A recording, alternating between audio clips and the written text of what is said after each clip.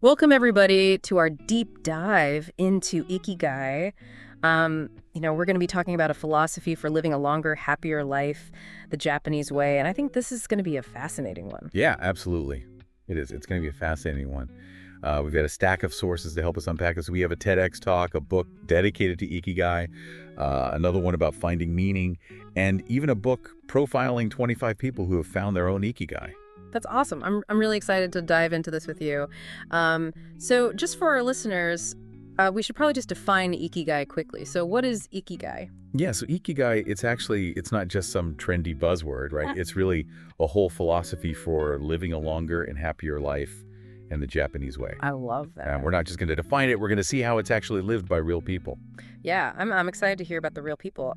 Where do we even begin with a concept as rich as Ikigai? So, the book Ikigai, The Japanese Secret to a Long and Happy Life, starts with a charming anecdote. The authors, one from Barcelona and one from Tokyo, meet on a rainy night in Tokyo to discuss this concept. Oh, wow. A rainy night in Tokyo. So funny. I feel like that's such a trope, Yeah, totally. but it's a good one. But okay, Ikigai itself, how do they break it down? They present it as a Venn diagram with 4 overlapping circles. You've got your passion. So that's what you love. Okay. Your mission, what the world needs. Got it. Your profession, what you can get paid for. Yeah. And your vocation, what you're good at. So it's like not just about loving your job, it's this whole intersection of things. Exactly. Your Ikigai is right at the center of those circles where all 4 elements meet. That's where you find true meaning and purpose. Wow. Okay, I think I'm starting to get the picture, but how does this play out in real life? You mentioned Okinawa, right? Right. Okinawa, Japan is a blue zone. So that's one of those places in the world where people live exceptionally long lives. And the book suggests that Okinawan's strong sense of community is a big factor. Community. How so? Well, think about it. The book shares this great anecdote about a 100-year-old Okinawan woman who says the secret to a long life is simple. Don't worry. She says to keep your heart young by smiling and being open to people. So it's about mindset, but also connection. Absolutely. And the book goes deeper into this with the concept of moai. These are small social support groups that are central to Okinawan life. Moai, like those giant stone statues. No, that's a different kind of moai. Yeah. These are groups of people who provide emotional support, but also financial stability. It's a shared responsibility for each other's well-being. That's incredible. So these moais actually contribute to their longevity. They do. The book even highlights that moais can increase life expectancy. It's an amazing example of how community isn't just a feel-good thing. It has tangible effects. Okay, I'm definitely seeing the link between community and longevity now. But what about the individual? How do we find that spark, that activity that makes us feel truly alive? That's where flow comes in. Remember that feeling of being so engrossed in something that you lose track of time? That's flow. And the Ikigai book argues that finding activities that lead to flow can be a major clue in discovering your own Ikigai. So it's about identifying those things that make us feel completely absorbed and energized. Exactly. And there's a scientific angle to this too. The book quotes neuroscientist Shlomo Brezhnitz, who emphasizes the importance of keeping our brains stimulated. Just like our bodies need physical exercise, our brains need mental exercise to stay sharp and healthy. That makes a lot of sense. So engaging in activities that challenge us mentally can contribute to a longer and healthier life. Again, and finding those activities that lead us to that flow state, that's a big piece of the Ikigai puzzle. Okay, so we've got community and flow. But what about the pursuit of excellence? You mentioned a connection to Steve Jobs, right? Right. The book tells a story about a master artisan named Yukio Shakunaga. He was a takumi, which basically means master craftsman in Japan. Shakunaga created these exquisite porcelain pieces, and guess who was a huge admirer? Steve Jobs. Yeah, Steve Jobs. He was so captivated by Shakunaga's work that he visited his exhibitions multiple times.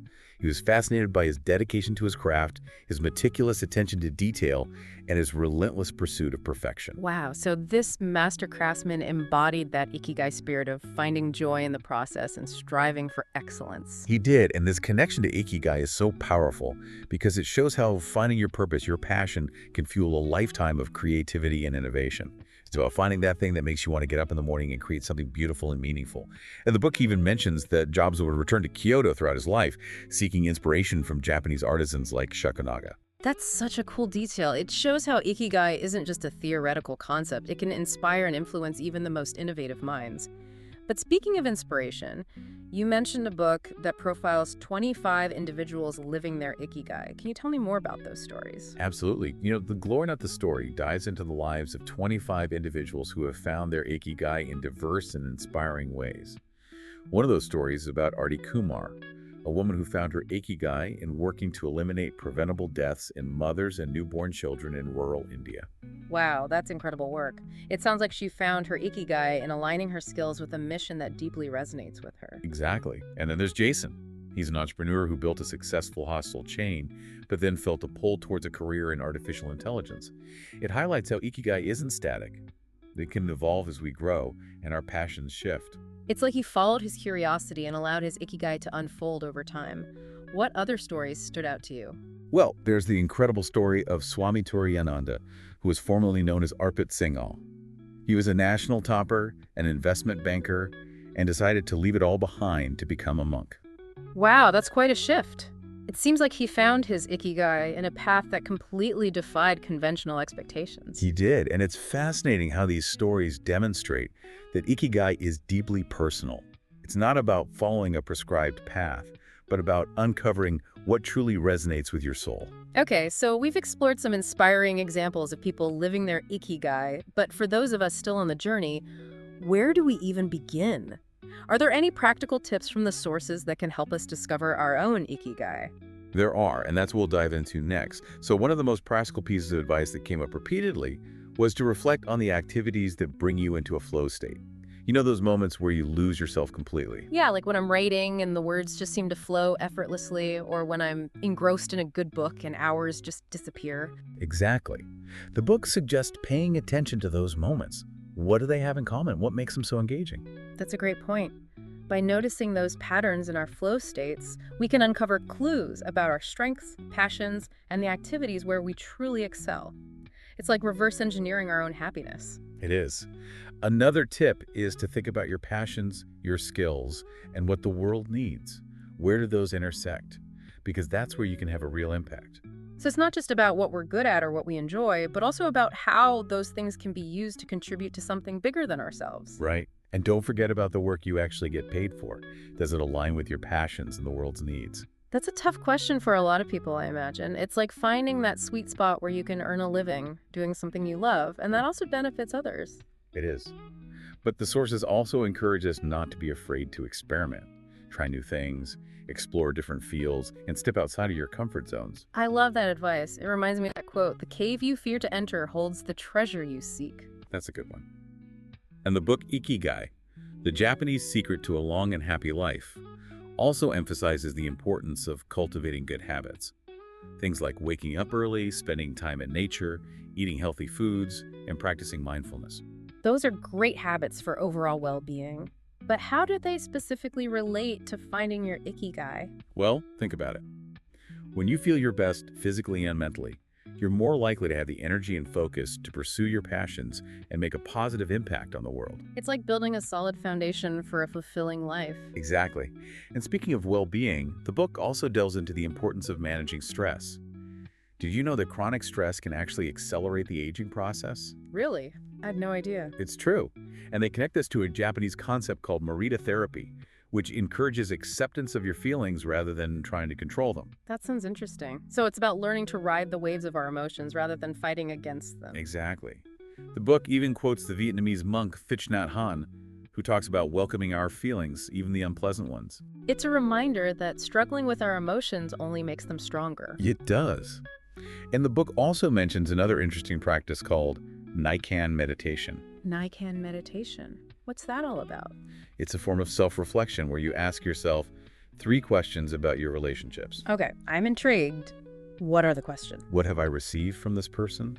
What have I given to this person? And what problems have I caused this person? Wow, those are powerful questions. They are. It's a way to shift from blaming others to taking responsibility for our actions. That's such a powerful concept. It's about acknowledging the impact we have on others and taking ownership of our part in the relationship. Exactly. And all of this ties back to the concept of resilience, which is another major theme in the book. Resilience. That's something we hear a lot about these days. It is. And for good reason. Resilience is about bouncing back from challenges and using them as opportunities for growth. It's like that saying, what doesn't kill you makes you stronger. Exactly. And the book mentions another Japanese concept called wabi-sabi. Wabi-sabi. I've heard of that. But I'm not quite sure I understand it. It's about finding beauty in imperfection and impermanence. It's about appreciating the cracks and crevices, the natural wear and tear that comes with life. So instead of striving for an impossible ideal, we can embrace the beauty of things as they are, flaws and all. Right, and this ties back to resilience because when we accept imperfection, we're less likely to be thrown off balance by challenges. That makes a lot of sense. Now, you mentioned we had a TEDx talk in the mix of sources for this deep dive. We do, and it features Sebastian Marshall, the author of the book Ikigai. Okay, so we're getting a double dose of his insights. What does he focus on in the talk? Well, one thing that really stood out to me was his emphasis on achieving financial freedom. Financial freedom, isn't that something we all strive for? It is. And Marshall shares a story about how he was traveling in Japan and realized that while he didn't have the same stability as the people around him, he was pursuing a different kind of freedom, the freedom to create his own path. So it's about having the autonomy to design a life that aligns with your values and aspirations, even if it means taking a less conventional route. Exactly. And he even offers some unconventional advice on how to pursue this kind of freedom. He talks about consciously deciding to pursue wealth and power, but doing so honorably and ethically. That's an interesting perspective. He's challenging the idea that ambition and wealth are inherently negative. He is. He argues that they can be powerful forces for good as long as they're pursued with integrity. I like that. So it's not about rejecting wealth and power, but about using them wisely and for a purpose that aligns with your values. Right.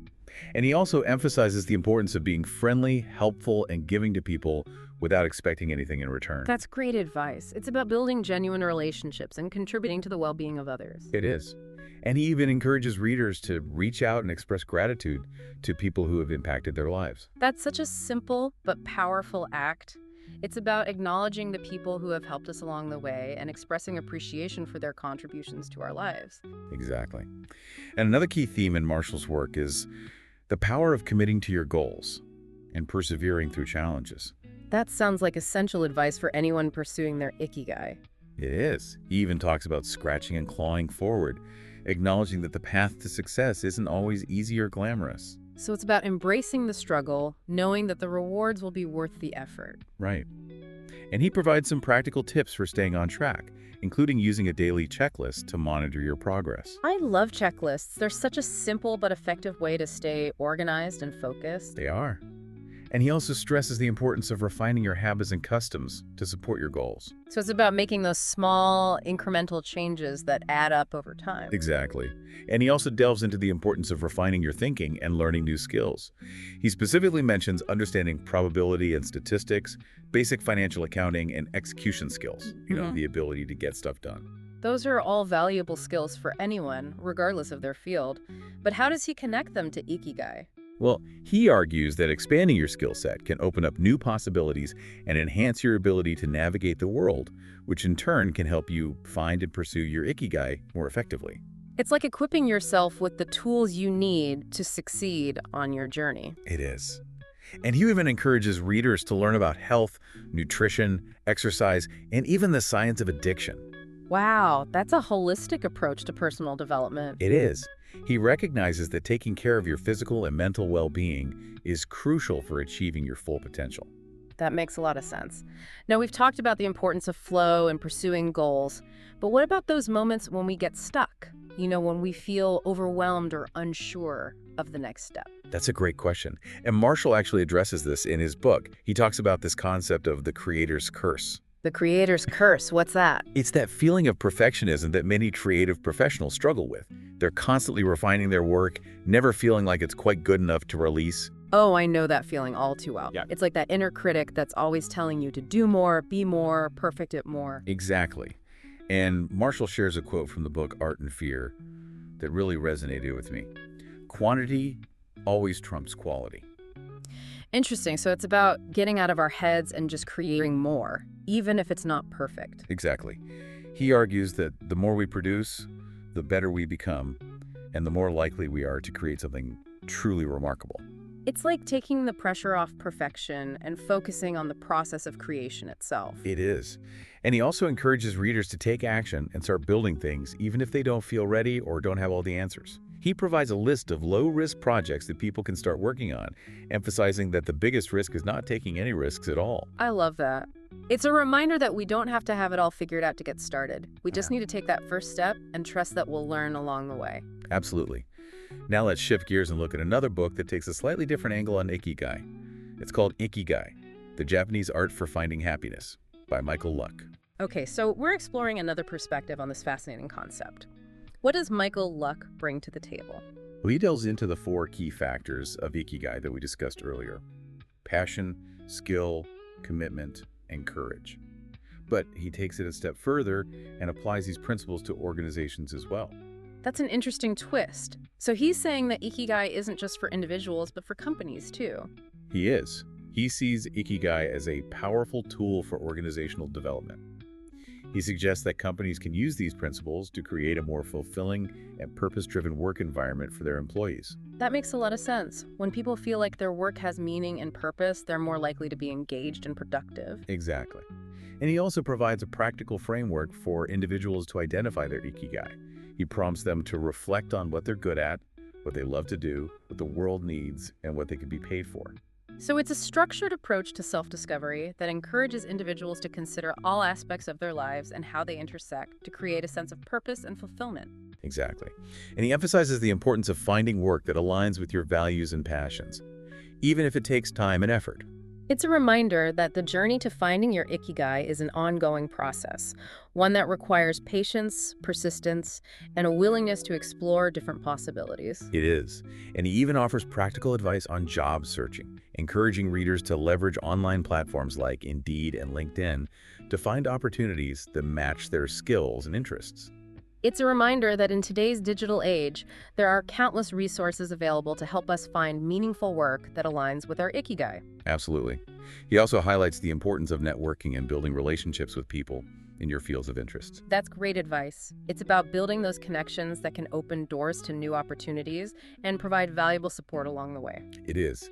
And he also stresses the importance of presenting yourself professionally, both online and in person. That's crucial in today's competitive job market. It is. But one thing that really stood out to me from Michael Luck's book was his point that only a quarter of the Ikigai concept is truly about work. He cites a Japanese survey where only 31% of respondents identify their job as their Ikigai. That's surprising. So it's not just about finding a dream job, it's about finding meaning and purpose in all areas of life. Exactly. Ikigai encompasses all aspects of our lives: our relationships, hobbies, contributions to our communities, and our overall well-being. It's a holistic approach to living a fulfilling life. It is. And he even shares a personal anecdote about how he initially thought his Ikigai was to write a book, but then realized it was much more than that.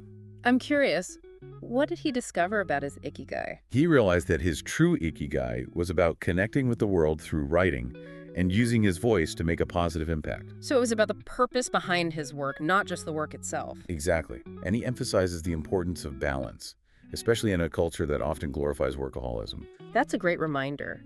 Finding our Ikigai isn't about sacrificing our well-being or neglecting other important aspects of our lives. It's about finding harmony between work, relationships, hobbies, and personal growth. It is. And he offers some practical tips for achieving this balance, such as cultivating good habits, managing our time effectively, and setting boundaries to protect our personal time and energy. Those are great strategies for creating a more fulfilling and balanced life. Now, you mentioned that we have one more book to explore in our deep dive into Ikigai. We do, and it's one we've already touched on.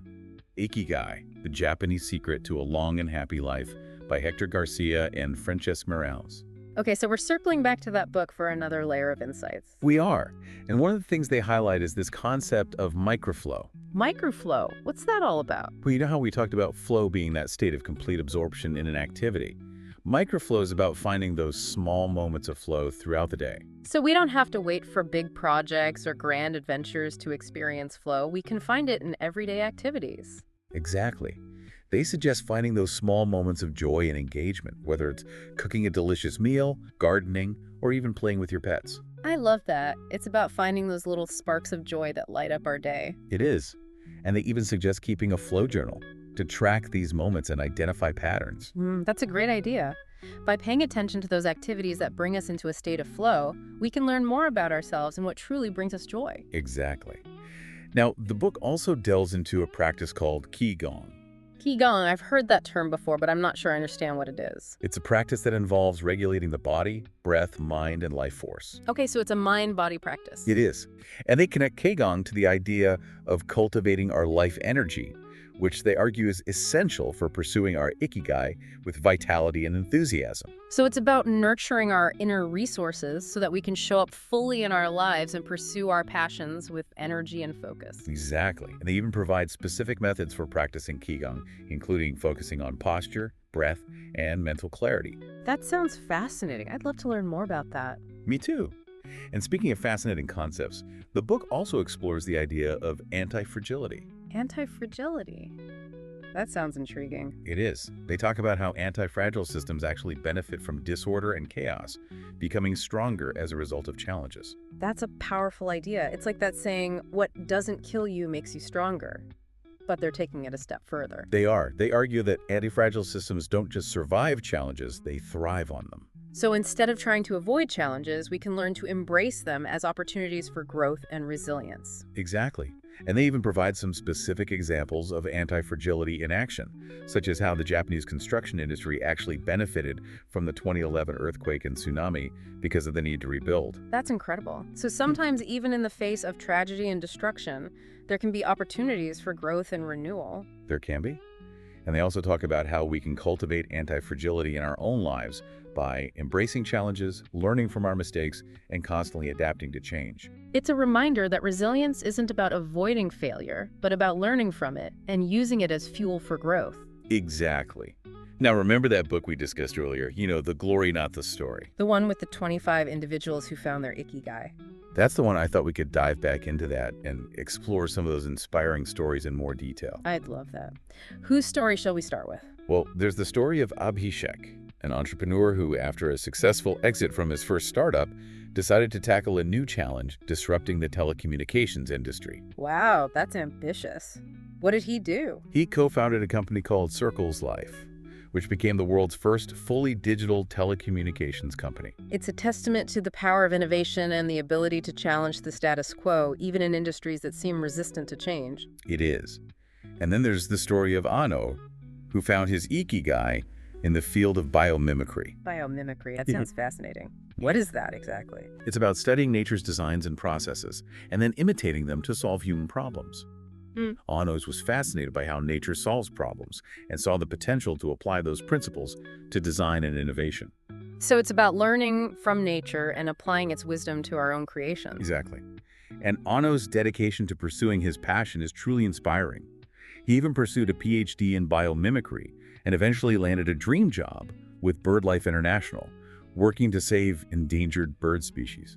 That's incredible. It's a beautiful example of how aligning your career with your values and passions can lead to a truly fulfilling and impactful life. Now, I'm curious about some of the other individuals featured in the book. Well, there's Anju, who discovered his Ikigai in the field of conservation. He was passionate about protecting the environment and dedicated his career to finding solutions to address the pressing challenges facing our planet. That's such important work. What did he do specifically? He pursued a PhD in environmental science and eventually joined a large international NGO, working to conserve biodiversity and combat the illegal wildlife trade. Wow, that's impressive. It's a testament to the power of passion and the ability to create meaningful change through hard work, dedication, and a deep-seated belief in the importance of our mission. It is. And then there's the story of Baisaki, who found her Ikigai in writing and storytelling. She was always drawn to the power of words and felt a calling to use her voice to share stories that mattered. That's beautiful. What kind of stories did she write? She traveled the world, immersing herself in different cultures and gathering stories that would eventually become the foundation for her writing career. So she followed her passion and allowed it to lead her to incredible experiences and opportunities. She did. And her story is a testament to the power of following our hearts and embracing the unknown, even when it feels scary or unconventional. I love that. Now we've explored the stories of several individuals who found their Ikigai in a variety of fields. But are there any common threads that run through these diverse stories? There are, Yeah. and that's what we'll explore next. So one of the most common threads is that the individuals we've discussed, they all seem to have this deep sense of purpose that drives them. They're not just going through the motions. They're actively pursuing something that gives their life meaning. Yeah, and it's not necessarily tied to their job or career. It's more about aligning their actions with their values and making a contribution to something bigger than themselves. Exactly. And another common thread is that they all seem to embrace challenges as opportunities for growth. They're not afraid to step outside their comfort zones, take risks, and learn from their mistakes. It's like that saying, the cave you fear to enter holds the treasure you seek. They're willing to face those fears and uncertainties in pursuit of something they truly believe in. Right. And they're also incredibly resilient. They don't let setbacks or failures define them. They use those experiences to learn, adapt, and come back even stronger. It's like they've developed this inner strength that allows them to navigate the ups and downs of life with grace and determination. And another thing that struck me is their commitment to lifelong learning. They're constantly seeking out new knowledge, skills, and experiences. They're not content with staying stagnant. They're always pushing themselves to grow and evolve. It's like they have this insatiable curiosity and a thirst for knowledge that fuels their journey. And it's not just about acquiring information, it's about applying that knowledge to make a positive impact on the world. Exactly. Now, looking back at all we've discussed about Ikigai, what stands out to you the most? I think the biggest takeaway for me is that Ikigai isn't a one-size-fits-all concept. There's no magic formula or secret recipe. It's about finding what truly resonates with you as an individual, what brings you joy, what you're good at, and how you can use those things to make a positive impact on the world. I agree. It's about weaving together all these different aspects of your life to create a tapestry that reflects your unique passions, values, and contributions. It's about finding that sweet spot where your love, your skills, and the world's needs intersect. And it's not a destination, it's a journey. It's about constantly exploring, experimenting, and evolving as you grow and change. Absolutely. It's about embracing the ups and downs, the challenges and the triumphs, and using each experience to learn and grow along the way. So as we wrap up our deep dive into Ikigai, I want to leave our listeners with this question. What one small step can you take today to move closer to finding your own Ikigai? Maybe it's reflecting on what brings you joy, reaching out to someone who inspires you, or trying something new that sparks your curiosity. The possibilities are endless as long as you take that first step. And remember, you don't have to have it all figured out to get started. It's about taking those small steps, trusting the process, and being open to the journey. Thanks for joining us on this deep dive into Ikigai. We hope you found it insightful and inspiring. Until next time, keep seeking, keep exploring, and keep living a life that's both meaningful and fulfilling.